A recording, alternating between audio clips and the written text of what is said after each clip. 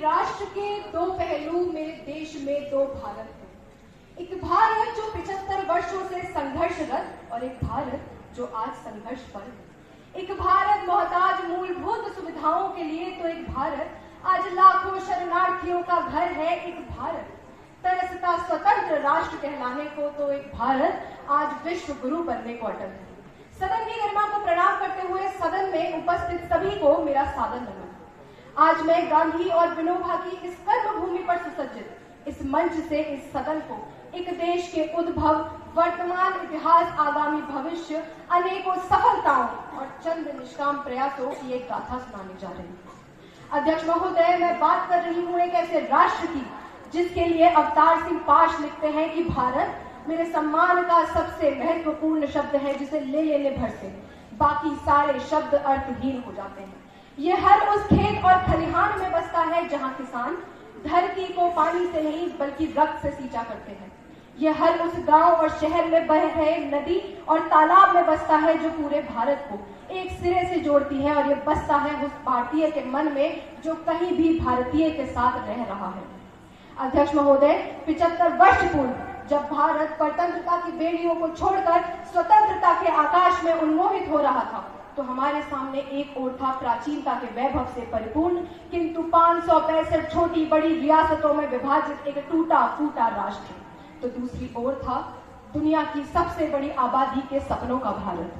प्रश्न था कि क्या भारत अपनी ली हुई आजादी को आगे तक संभाल के रख पाएगा, और इस प्रश्न का उत्तर आने वाले 3 सालों में दिया गया, जब भारत ने पूर्ण रूप से एक साथ मिलकर एक संविधान और एक विधान को अंगीकृत और आत्मीकृत कर लिया। हम कहते हैं हम भारत के लोग। महोदय, ये वो कदम था जिससे पूरे विश्व को यह संदेश गया कि भारत अब कोई जमीन का टुकड़ा नहीं है बल्कि जीता जागता राष्ट्र पुरुष है। किंतु इसी सबके साथ प्रश्नों की एक श्रृंखला का भी प्रारंभ हुआ, जिसका उत्तर देना अति आवश्यक था ताकि भारत सिद्ध कर सके कि हम केवल स्वतंत्र नहीं अपितु सक्षम है, संप्रभु है।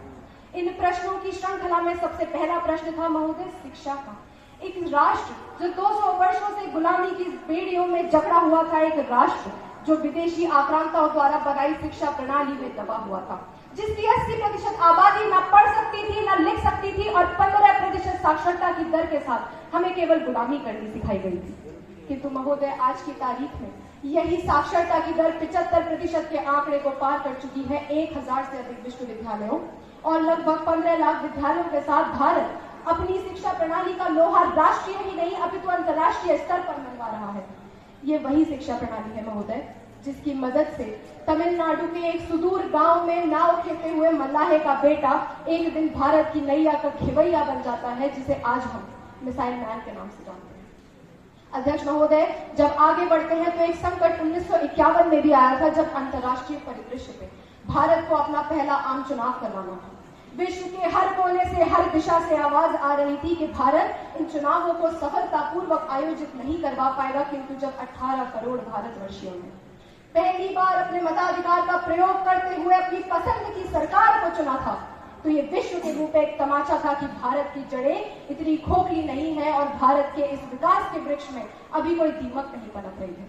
महोदय, 1951 के आम चुनावों के पश्चात सबसे बड़ा प्रश्न जो भारत के समक्ष था, वो था भारत को एक कुशल नेतृत्व देने का, एक शासन देने का, एक ऐसे देश को शासन देने का जो 200 वर्षों से किसी और देश का गुलाम था, और जिसके लिए तत्कालीन ब्रिटिश प्रधानमंत्री विंस्टन चर्चिल ने बड़े ही अट्टहास के वेस्टमिनिस्टर के हॉल में कहा था कि भारत कभी भी अपना संचालन नहीं कर पाएगा यदि इस देश को इसकी बागडोर दे दी गई, तो ये कुछ ही सालों में अपने आप को लालची और झूठे लोगों के हाथों गंवा बैठेगा।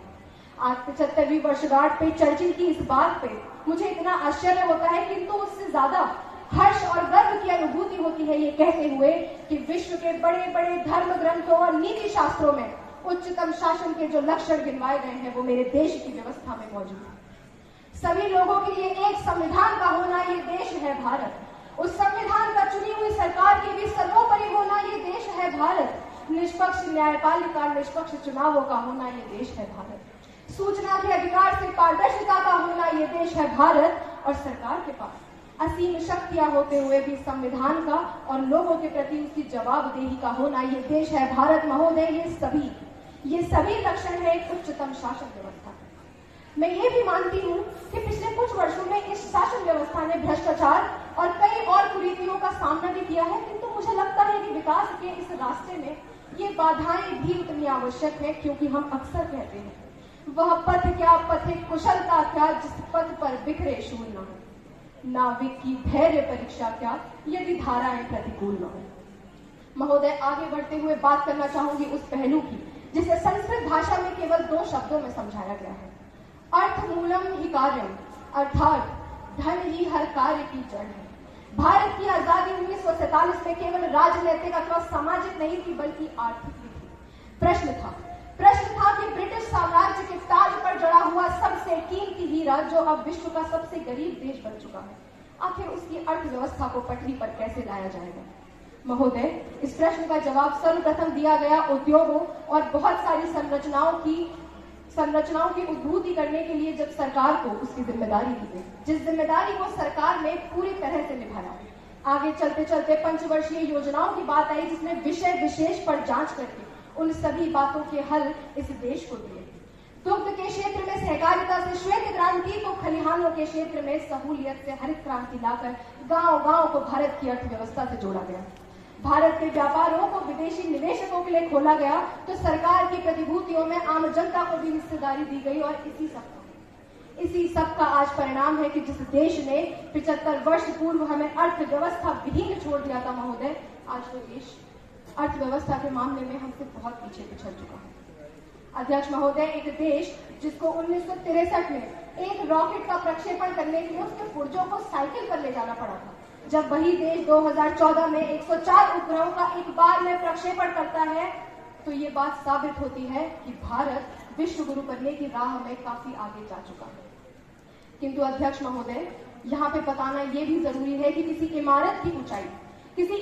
ऊंचाई का आकलन तब किया जा सकता है जब केवल उसके भवनों को न गिना जाए, बल्कि उसकी जड़ों का भी समय समय पर आकलन किया जाए कि कहीं कोई दीमक उसे खोखला तो नहीं कर रही है, कहीं कोई दरार उसमें आ तो नहीं रही है।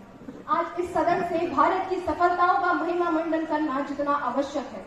उससे कहीं अधिक आवश्यक है ये बताना कि भारत किन किन क्षेत्रों में निष्फल हुआ है, नाकाम हुआ है। क्योंकि शुतुरमुर्ग की भांति रेत में सर छुपा लेने से मैं मानती हूँ कि आंधी कुछ देर के लिए दिखाई नहीं देती, लेकिन वो समस्याएं टल नहीं जाती। इसलिए आवश्यक है कि 75वीं वर्षगांठ पर हम इन सभी चीजों का अवलोकन करें। मेरा भारत जो विश्व का सबसे बड़ा लोकतंत्र है, जिसका संविधान सबसे बड़ा संविधान है, जो भारत की 5वीं सबसे बड़ी अर्थव्यवस्था है और जो विश्व का जनसंख्या के मामले में भी सबसे बड़ा देश है, आज तक आजादी के 75 वर्ष बाद भी भूखमरी, निरक्षरता, हिंसा, सांप्रदायिकता, क्षेत्रवाद, जातिवाद, नस्लीयता, महिलाओं के प्रति हिंसा जैसे न जाने कितनी कुरीतियों से जूझ रहा है। समाज का ताना बाना इतना विदीर्ण है, क्योंकि भारत के समाज का एक कटु सत्य ये भी है कि भारत में छोटी से छोटी समझे जाने वाली जाति भी एक दिन अपने से छोटी एक और जाति ढूंढ लिया करती है। अध्यक्ष महोदय, इन सभी बातों का इस सदन में गिनवाने के पीछे मेरा केवल इतना तात्पर्य है कि ये सूरत बदलनी चाहिए। हंगामा खड़ा करना मेरा मकसद नहीं, मेरी कोशिश है कि सूरत बदलनी चाहिए। अतः आवश्यक है कि अब इस विकासशील राष्ट्र को विकसित बनाने के लिए हम कुछ कदम उठाएं। कार्य किया जाना चाहिए भारत की प्रति व्यक्ति आय को बढ़ाने के लिए, भारत की गरीबी रेखा के उस पार के लोगों को इस पार तक लाने के लिए, लघु उद्योगों को स्वायत्त बनाने के लिए, शिक्षण संस्थानों को समृद्ध बनाने के लिए, वस्तुओं का उत्पादन भारत में कराने के लिए, प्रौद्योगिकी में बदलाव लाने में और शांति का प्रस्ताव लाने में, यहाँ तक कि हम सभी में राष्ट्र निर्माण की भूमिका लाने में, ये सभी चीजें आवश्यक है। कि महोदय,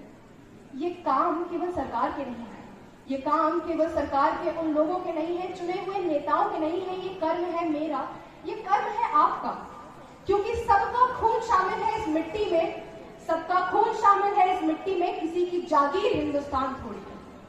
तो अंत में अपनी वाणी को विराम देते हुए और इस मंच को छोड़ने से पहले मैं इस सदन में 3 उदाहरण, 4 सवाल और 1 जवाब छोड़कर जा रही हूँ और आह्वान करती हूँ इस सदन में बैठे मेरी आवाज जहां तक जा रही है उस एक व्यक्ति से कि हमें समझना होगा कि राष्ट्र की भूमिका में अब